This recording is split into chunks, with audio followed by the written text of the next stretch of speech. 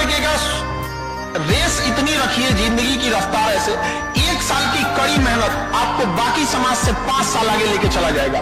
लेकिन यही 1 साल में अगर आपने मेहनत नहीं किया तो इतने पीछे जाएंगे कि रेस में फिर कभी आप आगे नहीं आ पाएंगे। तो ये जीवन बड़ा अनमोल होता है। विद्यार्थी जीवन ऐसा जीवन है जो आपको बाकियों से अलग कर देता है। इस उम्र में अगर आप समय को गंवाते हैं तो आप कहिए कि आप अमृत से अपना पांव धुल रहे हैं। और आप लोग उन खुशनसीब में है जिनके माँ बाप इतने सक्षम है जो यहाँ पढ़ने के लिए भेजे, वरना आप उनसे पूछिए जिनके माँ बाप नहीं पढ़ा पाते हैं। और आज के वक्त में शिक्षा इतनी जरूरी हो गई है, जैसे जीवन जीने के लिए ऑक्सीजन जरूरत है ना, एजुकेशन की जरूरत उस तरह से होने लगी है। आपका बचपना भले गरीबी में बीते, लेकिन बाप का बुढ़ापा गरीबी में नहीं बीतना चाहिए। भले बाप आपको साइकिल न दिला पाए हो, लेकिन जब तक तुम्हारी जिंदगी खतरे में न पड़ जाए किसी से उलझो मत। जब आईएएस की तैयारी कर रहा हूँ, बड़े गोल बना रखा है, उलझना छोड़। ये सारी दुनिया बस एक फिराक में है, किसी तरफ तुम्हें उलझा दे। क्योंकि जैसे ही तुमने किसी को उलझाया तो उसकी क्षमता आधी हो गई। इसलिए कहते हैं जब तैयारी करो, प्रिपरेशन करो, तपस्या करो, कहीं अननोन प्लेस पे चले, जहाँ तुम्हें कोई जाने ही ना, कोई डिस्टर्ब ही ना करे। 1 साल की बात होती। इसके पास मतलब ये एंड्रॉइड वाला मोबाइल है, ये इसको और एक बच्चे को दीजिए जिसके पास वो वाला पुराना वाला मोबाइल है, नोकिया वाला कीपैड वाला, जिसमें मतलब इस टाइप के कोई सोशल मीडिया नहीं है। आप देखिएगा, अब 1 हफ्ते उसे देख के आप गौर कीजिएगा, जिसके पास एंड्रॉइड है ना उसे 24 घंटा कम लगने लगेगा, और जिसके पास कीपैड वाला उसका 24 घंटा प्रॉपर लगेगा। 24 घंटा बहुत बड़े टाइम होते हैं यहाँ पे, मतलब जाने अनजाने में आपका 4-5 घंटा खा गया ये। खेल में टॉप करता है उसने आज तक कभी पढ़ाई में टॉप नहीं किया, और जिसने पढ़ाई में टॉप किया उस बच्चे ने कभी खेल में टॉप नहीं किया। और जो बच्चा खेल और पढ़ाई दोनों में टॉप करना चाहता है वो किसी में टॉप नहीं कर पाता है। हमारी गलती यह है कि हम परिवार और बिजनेस दोनों में टॉप करना चाहते हैं। आपके पास आज 3 तरीके की लाइफ है, एक आपकी पर्सनल लाइफ, एक आपकी सोशल लाइफ, एक आपकी प्रोफेशनल लाइफ। तीनों में से एक सेट कर लो, 2 अस्त व्यस्त रहेंगी, याद रखना। लेकिन तीनों को सेट करने की कोशिश करोगे ना, तीनों खराब रहेंगी। 2015 में अलग सर के पास कोई नौकरी नहीं थी, और अलग सर नहीं था, वो अलग पांडे थे। सर्वर तो क्या, इज्जत थोड़ी थी कोई, अलग पांडे।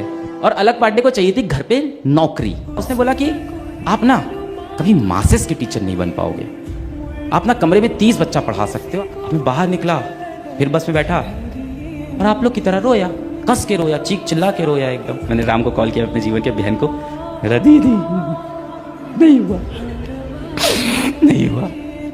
अलग, तुम जीवन में कुछ बहुत बड़ा करने के लिए बने हो। आज इस कोचिंग ने तुम्हें सेलेक्ट नहीं किया, इसका नुकसान हुआ है। मैं फोन रखा, दीदी सही बोल रही है। इस लेवल का फैमिली सपोर्ट मिला मुझे, नहीं मिलता नहीं बन पाता मैं। 2021 में इसी कंपनी के फाउंडर का मेल आया मेरे पास, क्या आप हमारी कंपनी ज्वाइन करना चाहेंगे? मैंने लिखा सर आप इस बार मुझे अफोर्ड नहीं कर पाओगे। और तुम यंग एज में लड़के लोग हो, यही एज है बिगड़ने का। दोस्त अगर कह दे कि दोस्ती के नाते तुम ये शराब पी लो या गुटखा खा लो, उसे कहना कि दोस्ती के नाते तुम छोड़ दो।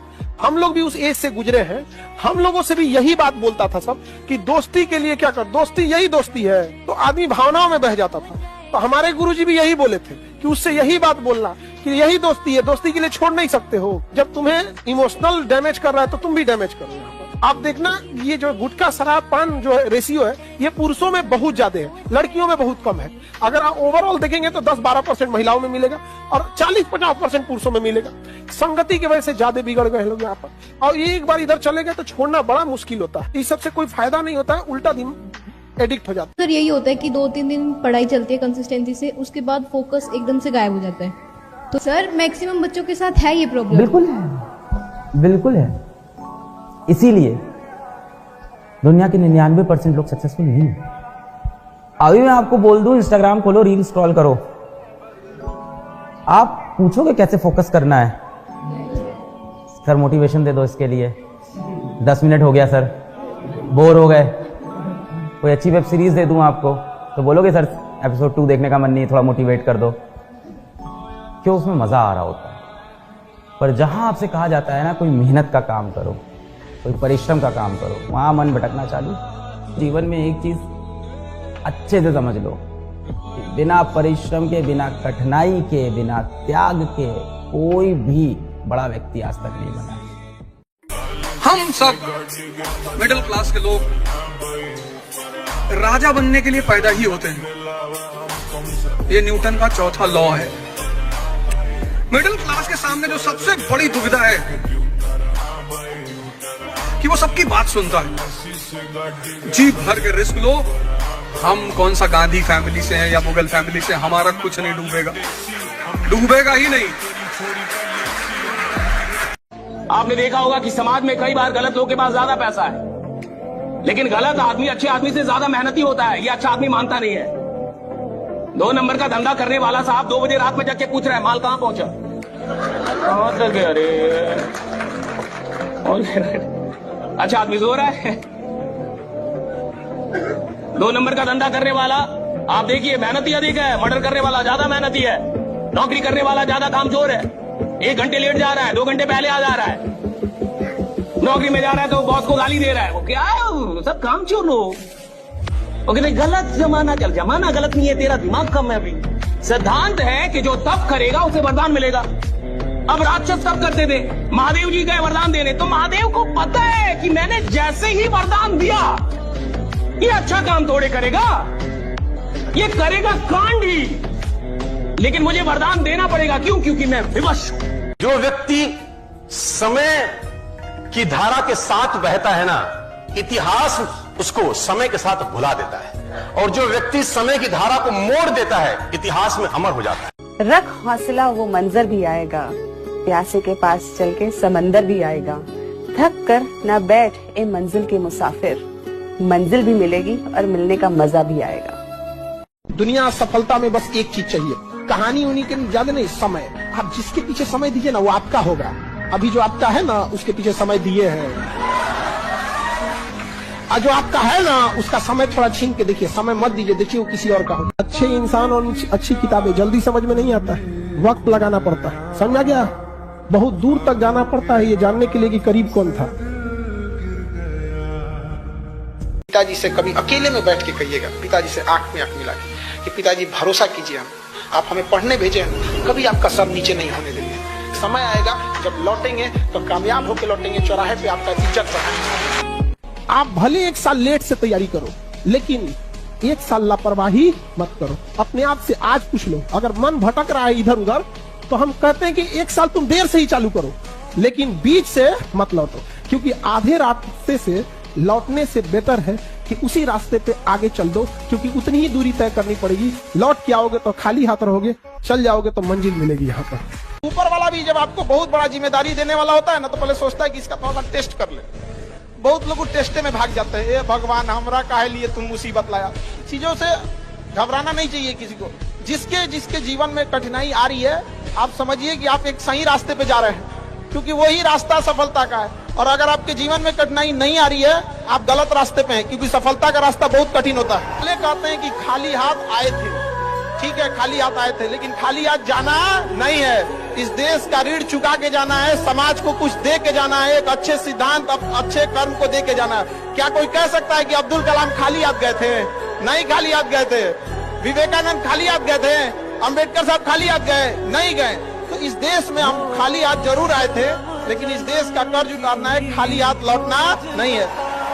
और बुरा वक्त से कभी घबराना नहीं चाहिए, क्योंकि बुरा वक्त ही बताता है कि लोग क्या थे और हम क्या समझ रहे थे। जीवन में ना हमने किताबों से बहुत कम ही सीखा है। जिंदगी में अगर ठोकरें जब सिखाएंगी सब लोग, वो लेसन को रिवीजन करने की जरूरत नहीं पड़ेगी। किताबों से तो सीखिएगा ना, बहुत कम जरूरत पड़ेगा उसका। किसी भी फिल्म में जो सबसे खतरनाक सीन होता है या खतरनाक रोल होता है, वो बेहतरीन एक्टर को दिया जाता है, सबसे खतरनाक। तो जीवन में अगर आपके साथ बहुत तकलीफ आ रही है, बहुत खतरनाक स्थिति में फंस गए हैं, तो समझिएगा कि आप बहुत खतरनाक हीरो हैं। ऊपर वाले ने आप ही को ये जिम्मेदारी दिया, क्योंकि जिस कंधों में बोझ उठाने की क्षमता नहीं होती है, मालिक उस कंधों पे उतना बोझ रखता ही नहीं। हमेशा एक चीज हम इसलिए आप लोगों को हमेशा समझाते हैं, पढ़ लिख कर इतना काबिल बने कि लड़की भले रिजेक्ट कर दे, लेकिन उसका बाप सेलेक्ट कर ले। समझ आ रहा है कि नहीं? पढ़ लिख के काबिल बनिए, कामयाब जितना हो जाइए, एकदम शालीनता से रहिए कि आपके बगल वाले आदमी को जब पता चले तो दंग रह जाए, अरे बाप रे बाप, उसको तो हम अंडर एस्टिमेट कर रहे हैं। हथियार से एक आदमी की जान जा सकती है, कलम से बहुत ताकत होता है। शिक्षा एक ऐसा हथियार है ना, हर कुरीतियों से लड़ सकता है, हर तरह की समस्याओं से। और ये एक ऐसा हथियार है, मेटल डिटेक्टर में भी नहीं पकड़ाता है। बस उतना काबिल बनिए लोग ना कि जब नीचे बैठना पड़े तो लोग हैसियत नहीं बल्कि कहें संस्कार क्या मिला। और जब माँ बाप को खरीदारी कराने ले जाइए तो कभी कोई चीज खरीदने से पहले ना प्राइस ना देखना पड़े।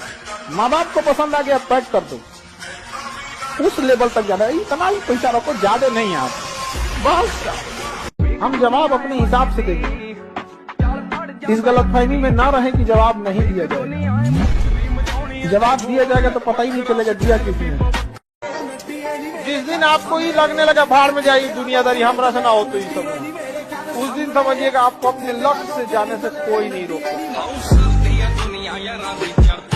जब किसी से संघर्ष से व्यक्ति को कभी नहीं भागना चाहिए, क्योंकि जीवन में जो कभी संघर्ष से परिचित नहीं हुआ, इतिहास गवाह है, वो कभी चर्चित नहीं हुआ। और जिंदगी हो या व्हाट्सएप, लोग हमेशा स्टेटस ही देखते हैं। जीवन में संघर्ष का आना बहुत जरूरी है, क्योंकि फूलों की हिफाजत कांटे ही करते हैं, माली तो बहुत बाद में आता है। और रिकॉर्ड वो तोड़ते हैं जिनके रगों में खून नहीं बल्कि लक्ष्य पाने के लिए जुनून दौड़ता हो। याद रखिएगा, जिस समय आपका किस्मत साथ न दे, समझ जाइएगा कि आपकी मेहनत आपका साथ देगी। किस्मत एक लिफ्ट की तरह होती है, कभी भी धोखा दे सकती है, लेकिन जो मेहनत होती है वो सीढ़ियों की तरह होती है। चढ़ने में तो थकान देगी लेकिन कभी आपका साथ नहीं छोड़ेगी। आज हम लोग क्या है, सब एक इजी सक्सेस ढूंढ रहे हैं, इजी। कल एक मित्र शाम को हमसे कह रहे थे यार तुम कैसे परिवर्तन किए। हम कहे तपस्या, तप, टेम्परेचर, किसी भी चीज को। अब ये लोहा है, इसको हमें बदलना है, तो अगर इस लोहे को हम ठंडक में रख दें ऐसे ही रहेगा।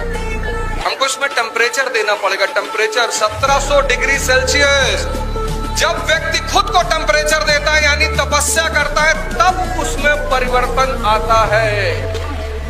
एक लड़का आया था हमारे पास बहुत पहले, अभी तो जॉब कर रहा है, सुसाइड करने वाला था और नहीं रोका जाता तो उसको एक आध हफ्ते में सुसाइड कर लेता। आया हमारे पास तो एकदम फ्रस्ट्रेट था। हम समझ गए कि इसका कोई इलाज नहीं है। हम कहे देखो भाई, तुमको हम इतना दिन पढ़ाएं, सब कुछ किए, तुम मरना चाहते हो, हम तुम्हें नहीं रोकेंगे, लेकिन एक गुरु की बात मान ले, तुमसे हाथ जोड़कर मांगते हैं। एकलव्य ने अंगूठा काट के दिया था, हम तुमसे अंगूठा नहीं मानते, तुमको मरना है बस 6 महीना रुको। हमें पता है प्यार हो या छुहाड़ा 1 साल में खराब हो जाए। आज आप जिसे सब कुछ खोकर पाने की तमन्ना रखते हैं, एक वक्त ऐसा आएगा कि जब वो मुफ्त में भी मिलेंगे तो आपको मंजूर न हो। आप अभी दीवार के इस पार हैं, आपको लग रहा है दीवार के उस पार की दुनिया बहुत अच्छी हो, और हम लोग दीवार के ऊपर खड़े हैं। हमें इस पार भी पता है, उस पार भी पता है। हर वो आदमी महान है जिसके अपने जीवन के कॉन्सेप्ट क्लियर है। ये करना है मतलब करना है, क्योंकि आप बाहर निकलोगे, जितने लोगों से बात करोगे उतना कंफ्यूज होते चले आओ। हमें जब पहली गाड़ी लेनी थी तो हमारी श्रीमती जी बात करने लगी कि यार वैगनार लेने, WagonR is a middle class car and WagonR you don't get the feeling of a car. मैंने कहा ठीक है वैगनार मतलब दूसरी कोई गाड़ी लेंगे। फिर उन्होंने बात किया तो बोली हुंडई लेंगे। हमने कहा हुंडई ले लो। फिर उन्होंने कहा कि नहीं हुंडई में यार मेंटेनेंस बहुत है और एवरेज बहुत है। मैंने कहा छोड़ो फिर कोई और गाड़ी देख लो। सर 5 महीना ये ड्रामा चलता रहा, गाड़ी आई ही नहीं। फिर मैंने एक दिन इनसे कहा, मैंने कहा चल गाड़ी लेते हैं, चल। कौन सी गाड़ी? मैंने कहा चुप, कुछ बोलियो मत, चल। महिंद्रा के शोरूम पहुंचे सर, कॉन्सेप्ट महिंद्रा नोएडा में। मैंने कहा भैया स्कॉर्पियो लेनी है टॉप मॉडल। कहा सर मैं आपको स्कीम, मैंने कहा कोई स्कीम उसकी मत बता, सीधे बता कितना पैसा देना है, बस खत्म, चेक काट के देता हूँ, शाम तक गाड़ी घर पे चाहिए। हाँ स्कीम तो पूछ लिया, मैं पूछना ही नहीं। बुरा मत मानिएगा लड़की लोग, आप नौकरी लीजिए, पढ़ी लिखी बनिए, एक बेरोजगार लड़का को कहिए शादी कीजिए, उसका विदाई करके अपने घर लाइए, उसको रखिए। रख सकती हैं? नहीं तो फिर लड़के यही करते हैं, पढ़ते हैं, लिखते हैं, चाहे कितना भी, यदि बड़े बड़े डीएमएसपी को देखिएगा नॉर्मल लड़की से शादी कर लेते हैं और अपने यहाँ रखते हैं। लेकिन दिक्कत क्या होगा, जिस दिन नौकरी होगी ना, आप अपने से ऊपर खोजने लगेंगे। ये रियलिटी है, आप कितना भी झूठ ला दीजिए, पर देखिएगा जॉब होने के बाद एक लड़की से कहिए बेरोजगार लड़का से शादी करने का, उसको लगेगा कि यही दिन के लिए हम पढ़े थे। होता है ये चीजें, करके तो देखिए फिर समझ में आएगा। जिंदगी में कोई इंसान ऐसे, भले आप किसी को कहिए धोखेबाज, ये किसी को आपसे बेहतर मिल जाता है तो यही एक कहानी हो जाती है। अब आपसे बेहतर मिल गया, अब आप उसको धोखेबाज कीजिए, ये कुछ भी कोशिश कीजिए आप बेहतर बने, नहीं समझे? और ये शकल सूरत अल्टीमेटली ये बहुत ज्यादा दिन किसी काम में नहीं आता। इंसान का व्यवहार काम आता है कि आप किसी से कैसे बिहेव करते हैं, किसी को रेस्पेक्ट से बात करते हैं या नहीं करते। कोई कितना भी सक्सेस हो, पैसे वाला हो, रिस्पेक्ट नहीं रहेगा ना, कोई इंसान नहीं टिकेगा यहाँ। बाप का घर ऐसी चीज है जहां सर्दी में ठंड महसूस नहीं होती तुम्हें, चूंकि बाप के दिल में अलाव चल रहा होता है अपने बच्चों के लिए जो उन्हें गर्मी देता है। अगर बाप आपके साथ है तो फिर किसी चीज की जरूरत नहीं होती, क्योंकि आपका बाप एक दरख्त की मानिंद है, फलदार ना हो तब भी वो साया देता है। मगर मैं अगर हम हार जाएंगे तो लोग हंसेंगे, बिल्कुल हंसेंगे सर, क्यों ना हंसे। आप जीत जाओगे तो सजदा भी तो करेंगे, तो पता क्यों हंसते हैं कि बच गए, नहीं तो इस बदतमीज के आगे सर झुकाना पड़ता। दाना डाल के कबूतर फंसाया जाता है, बाज नहीं। और अगर किसी ने फंसा लिया ना तो पिजड़ा सहित लेके उड़ जाएंगे। आदमी शांत रहता है तो इसका मतलब ये नहीं मेरी लाइफ एक हैंडपंप की तरह है, दिखता जितना है ना उससे बहुत नीचे है। लोग आपको आज ताने देंगे तो आज आप किसी को जवाब मत दीजिएगा, शांत रहिएगा। लड़ाई बड़ी है हमारी, इसलिए मौन है हम। एक दिन हमारी सफलता तुम्हें बता देगी कि कौन है हम।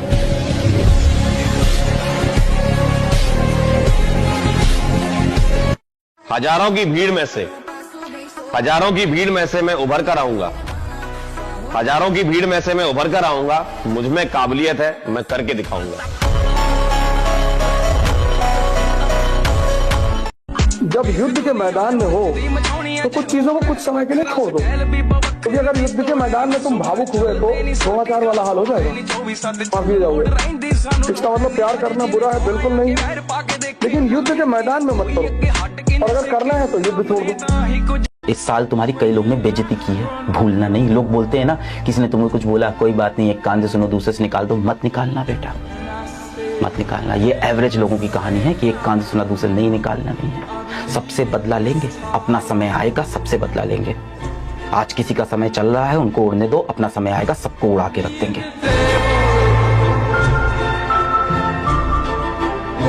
और शीशे में देखकर हर रोज अपने आप से बोलना कि ध्यान से सुन ले भाई, जो आज सपने में है कल वो हकीकत में होगा, जो आज सपने में है कल वो हकीकत में होगा, और जो आज अपनी औकात में नहीं है कल वो अपनी जेब में होगा। जितना मजा तारीफ सुनने का है, उसका दुगना मजा लोगों की हंसी देखने का है। मजा ही तो है, हंसने दो। तुम हार जाते हो तो तुरंत गुफा हाइबरनेशन ढूंढने लगते हो। याद रखना, जिंदगी जो है ना, ये जिंदगी तुम्हें अपनी बेहतरीन बनानी है, अपने पेरेंट्स के लिए बेहतरीन बनानी है, अपने खुद के लिए बेहतरीन बनानी है, और अपने रिश्तेदारों के लिए बेहतरीन बनानी है। क्योंकि ये जो रिश्तेदार हैं जो कि हर रोज आकर बोल रहे थे तुमसे नहीं हो पाएगा, उन रिश्तेदारों को तुम्हें बोलना है कि अंकल जी आंटी जी मैंने कर दिखाया, मैंने कर दिखाया।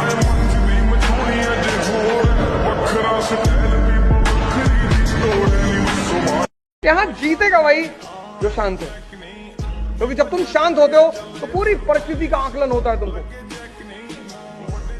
यही तो है पर्सनालिटी, और व्यक्तित्व है क्या? बस इतना करना है कि जब जब जिंदगी नीचे की तरफ जाए थोड़ा सा हौसला बना के रखिए। कुछ ही दिन की बात होती है, हर चीज कुछ ही दिन की होती है।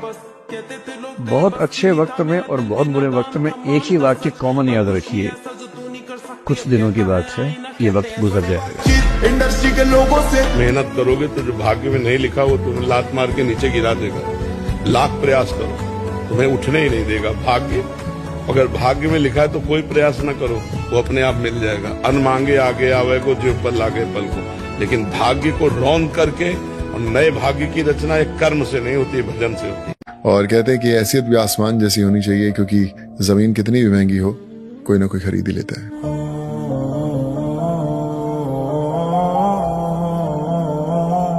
कल मैं एक किताब पढ़ रही थी, उस किताब में एक बहुत सुंदर सी कविता लिखी थी। उस कविता में कुछ पंक्तियां मुझे अभी भी याद हैं।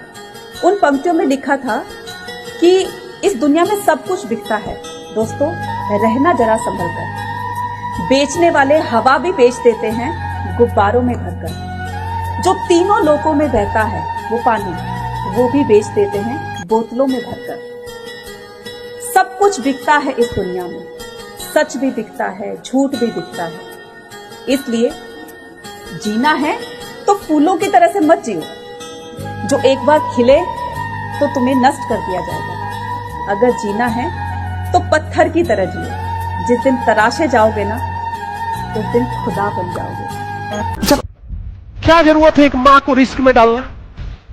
अच्छा, एक माँ को जो अगर सपोज कि बच्चे को जन्म दे रही है कोई महिला, अगर उसका डेथ हो गया, सबसे ज्यादा अगर किसी को झेलना है तो उस बचड़ा को झेलना है।